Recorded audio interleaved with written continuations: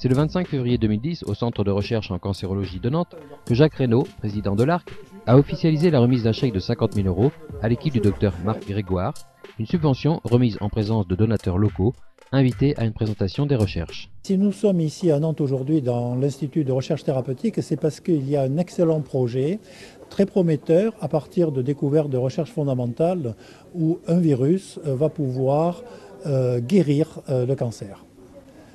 En fait, le principe est sur une pathologie qui malheureusement est encore très sévère aujourd'hui, le mésothéliome, c'est-à-dire un cancer de la plèvre causé par l'amiante.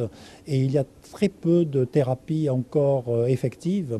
Et l'idée de ces chercheurs a été d'utiliser le vaccin de la rougeole qui, lui, va aller infecter de manière très spécifique les cellules cancéreuses, c'est-à-dire qu'il va respecter les cellules saines, ce qui est un gros problème de chimiothérapie en général, et ayant pénétré dans ces cellules cancéreuses, il va de manière très spécifique les tuer, et il a déjà, au cours de ses essais préliminaires, montré dans des tests de laboratoire que les tumeurs étaient même capables de régresser. L'objectif du travail que l'on est en train de réaliser, c'est on a démontré il y a quelques années que le vaccin contre la rougeole pouvait être utilisé aussi en stratégie anticancéreuse, c'est-à-dire que ce type de vaccin, ça c'est une équipe de l'Institut Pasteur à Paris avec qui je travaille, qui a montré que ce type de vaccin pouvait reconnaître des cellules cancéreuses, dont celles du mésothéliome, et en les infectant, tuer ces cellules d'une part et activer une réponse immunitaire,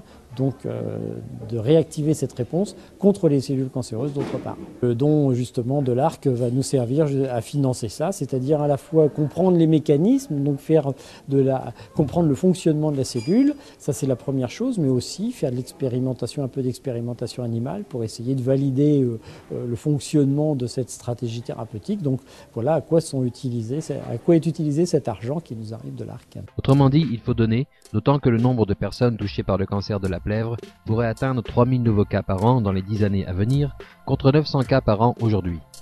Sans la générosité des donateurs, il y a un complément de financement qui ne pourrait être assuré pour des projets tout à fait particuliers. Et celui de Nantes en est un.